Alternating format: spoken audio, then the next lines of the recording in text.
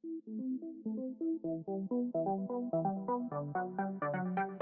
wanted to talk today about what we called in our study the largest city in the world, the Pearl River Delta.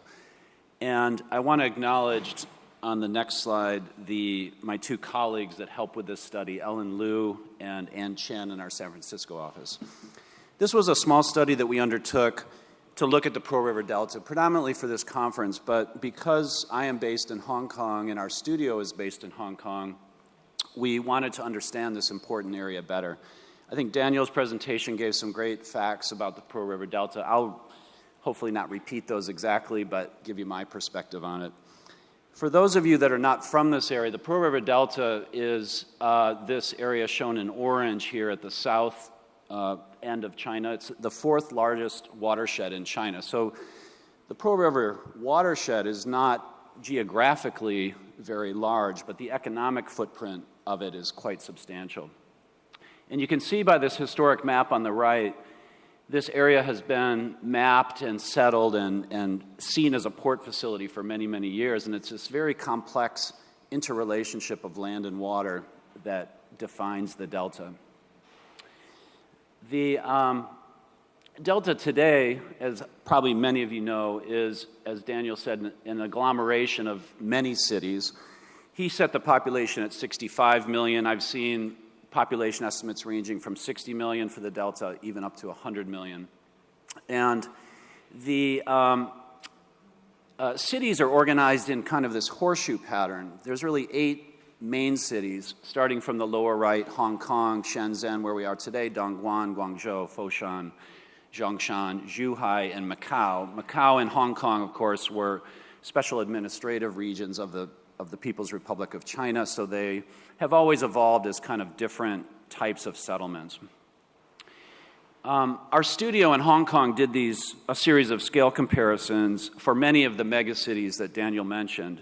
Here we see the New York, Washington, D.C. corridor on the right, compared at the same scale to the Pearl River Delta on the left.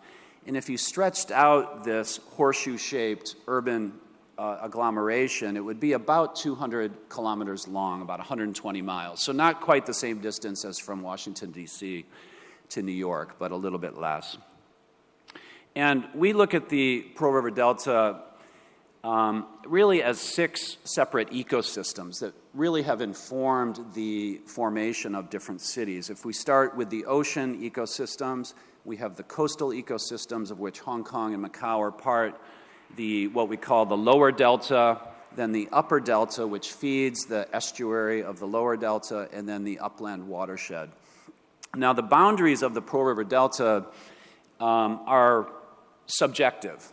We've seen lots of different maps. You'll probably see a few more maps today of what the boundaries are. So, of course, the watershed of the delta extends much further, but the lower delta is shown here. And, of course, the evolution of the delta really has been about a 40 to 45-year story, starting in the late 70s, extending right up today. And here you can see a comparison of just a 7-year period on the left to the right, 1988 on the left and 1995 on the right. So the environmental impacts of urbanization have been quite substantial. Daniel talked quite a bit about the GDP and the economic impacts, but of course the urbanization of the Pearl River Delta is really a story of economics as much as it is about the environment. The GDP in the Delta is estimated about $1 trillion. That's about 1/6 of China's overall GDP. So for a relatively small geographic footprint, it has a large economic impact. And the Delta story really is, economic story is about manufacturing. It's been a unique combination of 3 components that have driven urbanization in the Delta. It's financing, mostly through Hong Kong. It's a very large and inexpensive labor pool from the China side, and then also the port facilities that allow the export business to prosper. This scale comparison shows the Pearl River Delta in the upper left compared against New York at the same scale in the upper right, and Tokyo in the lower left, and London in the lower right. And I think what's really interesting from a urban design perspective with the Delta is this dispersed urban model. Because the cities are around this large water body, these cities have pretty much grown up separately. And the Delta has been a food source, but it's also an important transportation corridor between these different cities. So that's really the challenge, I think, of the Pearl River Delta in the next 20 to 30 years, is how to begin to link these separate urbanized areas together. And we'll talk a little bit more about that. This is an image of a projection of what the Pearl River Delta will be in 2020, and you can see in the foreground here the Zhuhai, Hong Kong, Macau bridge, these three sort of vertical points there. And that's an important, very important infrastructure project. If you flew into Hong Kong in the last day or two, you might have seen it when you were coming in for a landing. That will close the loop, essentially, for infrastructure around the Pearl River Delta. So that's a very important link between Hong Kong and Zhuhai, Macau. Should be done in the next couple of years, and allow these cities to continue that interconnection from an infrastructure and transportation standpoint. What has enabled much of the growth in the Pearl River Delta is mass transportation. And this is a map of the current subway systems that are in place in Guangzhou in the upper left, Shenzhen in the middle right, and Hong Kong in the lower right. Also, there are intercity trains connecting these subway systems together. So the future of the Delta really depends on a continued commitment to transit and train links.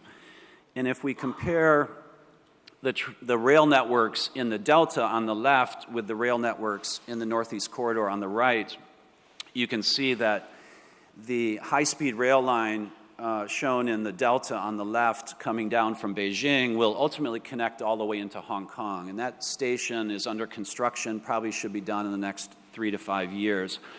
So within the next 5 years, you'll be able to take the subway in Hong Kong directly to the high-speed rail station, and then you can go all the way up to Beijing on the Chinese high-speed rail line.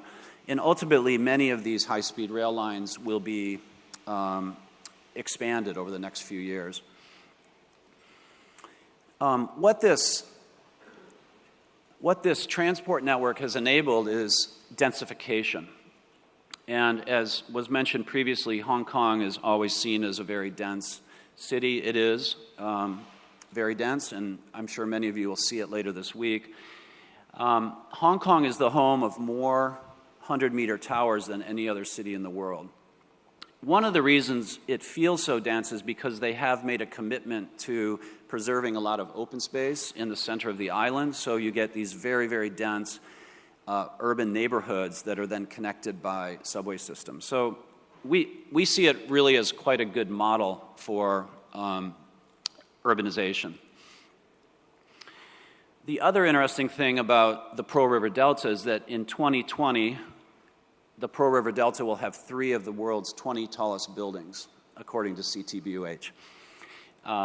2, I believe, there's Ping An, which we went to last night. There's ICC in Hong Kong on the right, and then the Guangzhou Tower in the middle.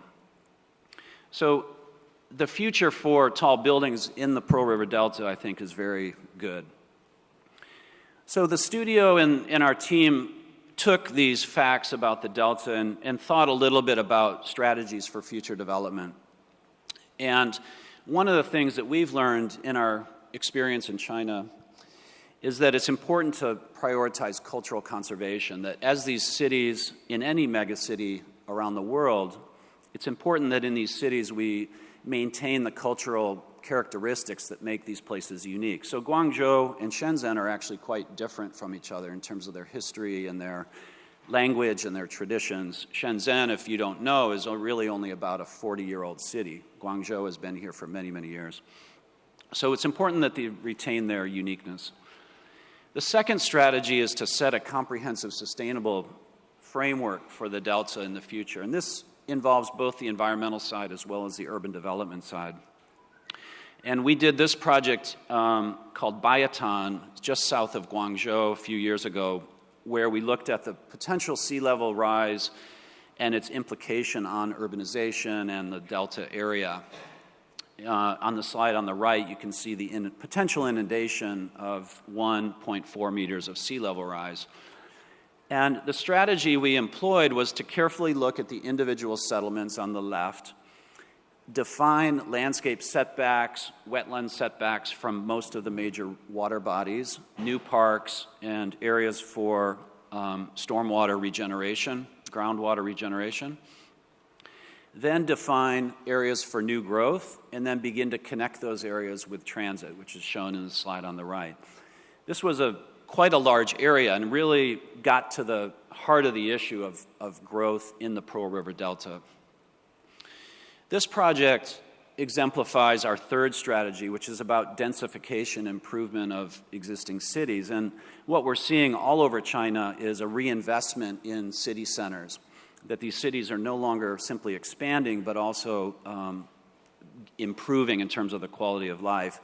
This was a very interesting industrial district, and Shenzhen is very well known for its manufacturing districts. These are typically single-use manufacturing zones, but also have a live-work component. The employees would live right on the factory site. So it's an important part of the cultural heritage of Shenzhen. So we wanted to keep this pattern of this industrial footprint, but add density, add a mix of uses, and begin to build up out of that footprint, but keep the uniqueness of the ground plane.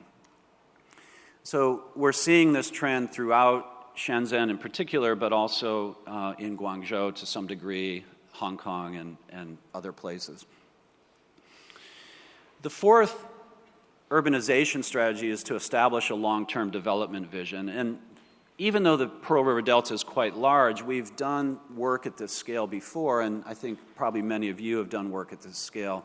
This is a project we did in Bahrain for the Kingdom of Bahrain. They wanted a strategy that looked at both urbanization and economic goals, but also environmental conservation goals. So we were able to balance these two objectives quite well, we thought. And the image on the left speaks to the much larger environmental aspects of the Kingdom of Bahrain. The image on the right was about preserving some of the urban design and urbanization aspects of the country that were quite important to them. The third part of the presentation today is on the environment. And one of the things that the Pearl River Delta is well known for, and many megacities are well known for, is unfortunately the negative environmental consequences of these very large cities. About 60% of the world's population live in coastal areas.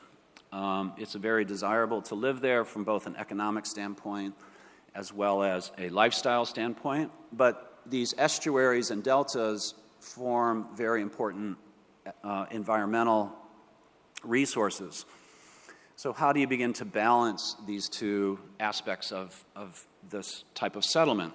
This is another aerial photo from NASA, the upper PRD, or the Central Pearl River Delta, in 1979.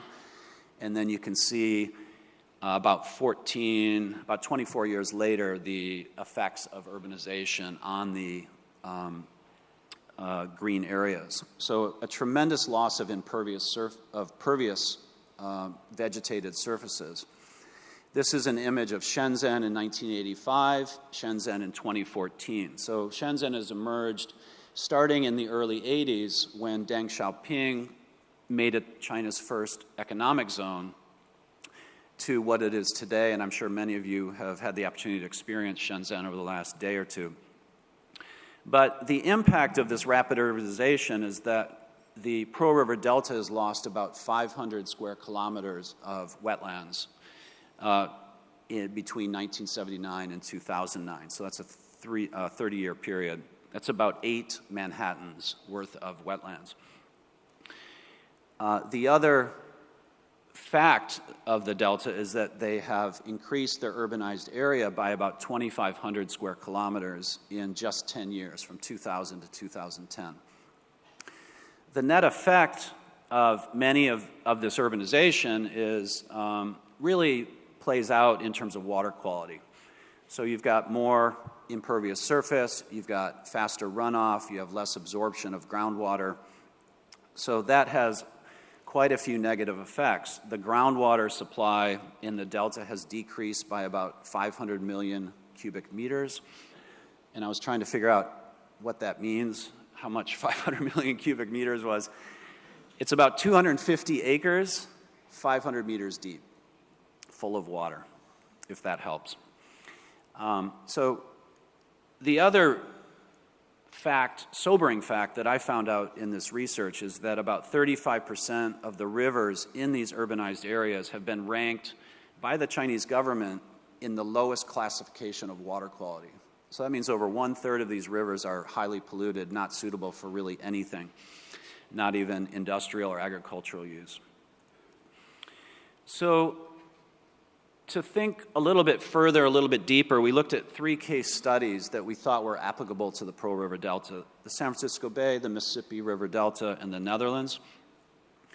We have 4 recommended strategies related to environmental issues: multi-jurisdictional management, creating room for nature, low-impact development, and mitigation banking, and I'll walk you through those here. Strategy 1 really is about overcoming the jurisdictions, and in Pearl River Delta, it's no different than any other place in the world. There's local, provincial, or state and national jurisdiction. So how do you get all these people to act together? In San Francisco Bay, what they did was came up with a strategy on agreed principles.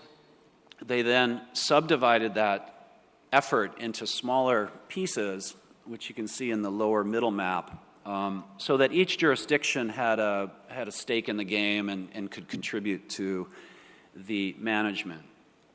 In Louisiana, very well-known wetlands issue with the Mississippi River Delta, losing about 0.75 hectares, that's about 2 acres an hour, if no action is taken in terms of restoration of the wetland areas. So the jurisdictions in Louisiana have gotten together to develop an action plan for their watershed such that these wetlands start to come back. And then another really interesting one that we researched was in the Netherlands. And this leads into our strategy number 2, which we called preserving room for nature. And what this is really about is allowing the natural systems, the water systems, to let themselves regenerate and create new natural areas in place of man-made interventions in the landscape. So reducing the emphasis on man-made engineered solutions and going back to a much more natural and environmentally friendly set of recommendations. This is a beach restoration in the Netherlands, so it reduces the sea impacts on the dikes that protect the lowland areas. And in San Francisco, they're also doing this. They're protecting the upland areas, which you see here in blue, as well as the low estuaries. And over time in San Francisco Bay, they anticipate, which you can see in the right-hand image, a gradual restoration of some of these key wetland areas. Across the river here in Hong Kong, the northern end of Hong Kong has made an effort to set aside wetland areas adjacent to Shenzhen, in part to counteract the intense urbanization of Shenzhen, but some very nice, this is the Maipo Reserve, some very nice habitat areas that are helping solve this problem. The third strategy is low-impact development, and there's many great examples around the world. I won't go into too much detail, but Hammersby-Sjostad is a great example of a medium-density to medium-high-density urban development that also incorporates significant environmental ideas. And then finally, strategy number 4 is mitigation, banking, and compensation for development impact. So we think this could apply in the Delta because the developers here have so much influence, coupled with a strong governmental role, that these 2 groups could act in concert to set land aside for future natural restoration of the ecology. So to summarize, on the left are trends that we're seeing in China. So as much as China has grown over the last 20 years, we are seeing some slowdown in urban growth. We're seeing a very distinct transformation of city centers.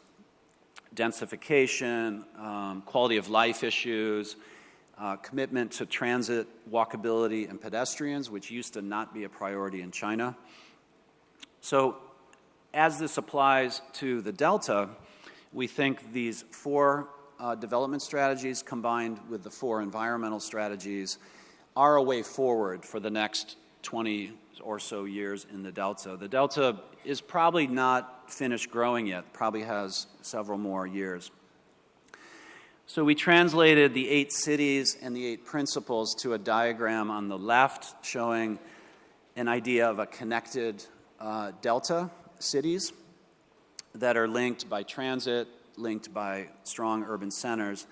The environment in the middle diagram really is the connective fabric that links these cities together and requires equal amount of attention and commitment. And so we translated that to a Chinese character which represents rich harvest. So we think that if the environment and the urbanization are dealt with hand in hand, that the Pearl River Delta can return to providing the food source and the quality of life amenities that it used to provide before this massive process of urbanization.